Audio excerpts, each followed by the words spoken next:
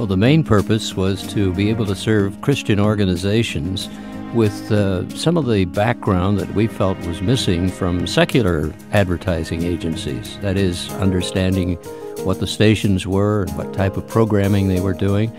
So our whole thrust was to try to assist Christian ministries with an agency that had a Christian concept and foundation. They were difficult because there was competition, growing competition, and in those days there weren't so-called Christian radio stations such as we have today. The stations were operated with specific programming, much the same as it would have been probably 40 or 50 years ago, and Christian stations really didn't come on the market until much later.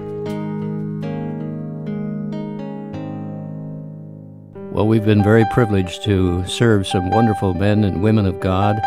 I think primarily of our pastor, Chuck Swindoll. He was the one that really opened the floodgates for us to be able to see the agency develop fully. And then, of course, Dr. James Dobson and the relationship that we enjoyed with him, and so many others down through the years. It's been a great privilege, I can assure you.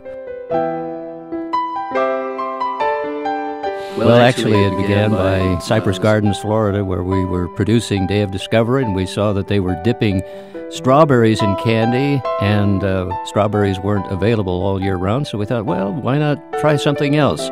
Let's find something salty. And so salted peanuts was the way it all began.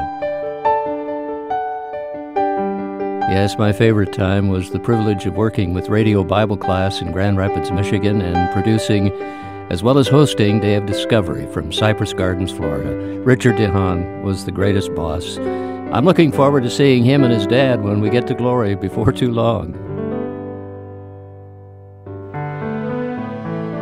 Well, the first instrument we worked with was a wire recorder, and to try to make edits on a wire recorder was not very easy. We had to make actually knots in the wire.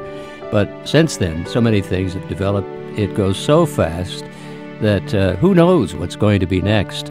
I'm just glad that we can be on the cutting edge. No, when we started, we simply hoped to help the Bible Institute of Los Angeles, which of course is Biola, and then later some of the other organizations that were kind enough to come along with us. We had no idea that it would develop to the stage that it has today. And we're looking forward to the future, even though there are a lot of question marks about the economy.